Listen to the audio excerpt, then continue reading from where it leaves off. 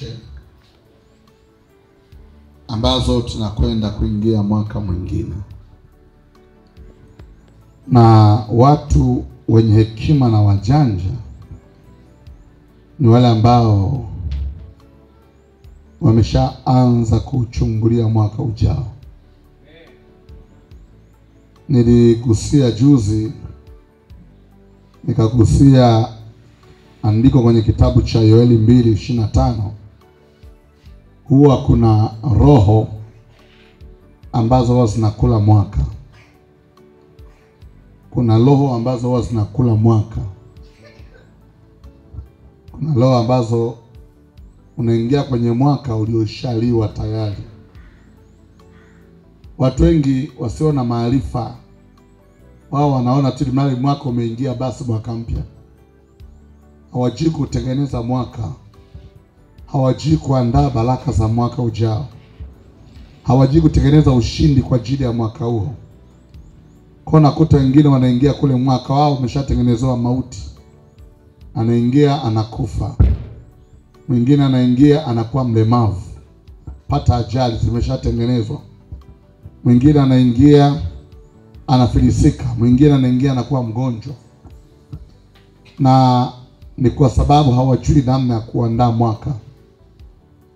Lakini kuna mataifa ambayo Mungu ameajalia neema yake.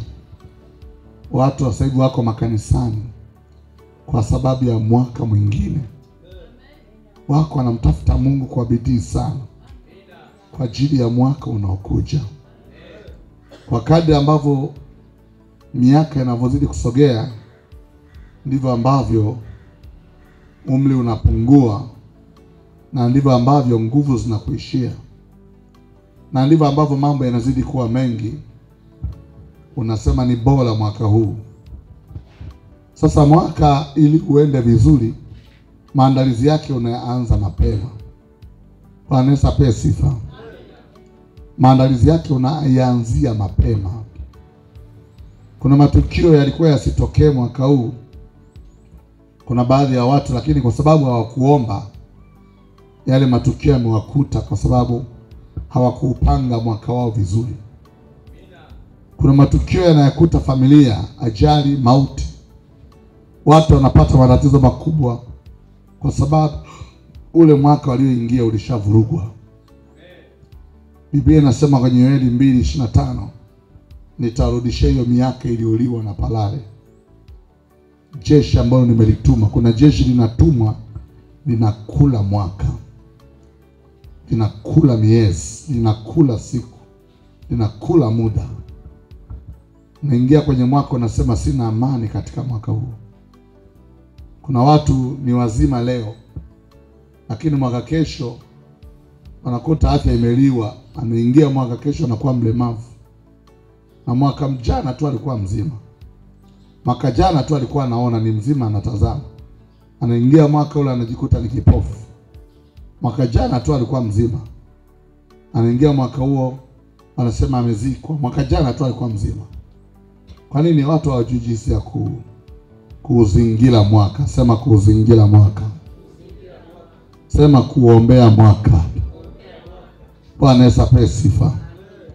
Na ndio maana nikasema Jumapili hii, kila mtu ambaye una ndoto za kutimiza mwaka kesho, una mambo unaamini, unamwamini Mungu kwamba Mungu akutetee, akutendee, uyaandike, andika hiyo njozi. Kitabu cha Habakuki sura ya 2, Habakuki sura ya 2 anasema write your plans, write your visions, make them plain before tables. Who reads may read them through like waters. Aisomaye apate kuyasoma kama maji. Iandike njozi iwe wazi. Yuko asomaye. Kuna malaika huwa anatumwa na Mungu kuja kusoma njozi za maisha yako. Mipango ya mwaka kesho, mipango ya maisha yako. Anakuja kwa ajili ya kusoma njozi zako. Anasoma kile ambacho una plan. Kitabu cha Methali 16:1 anasema maandalio ya moyo ni ya mwanadamu, jawabu la ulimi latoka kwa Bwana.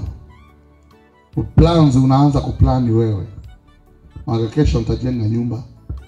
Mwaka kesho lazima mtu amelemete, ana melemeta. Mwaka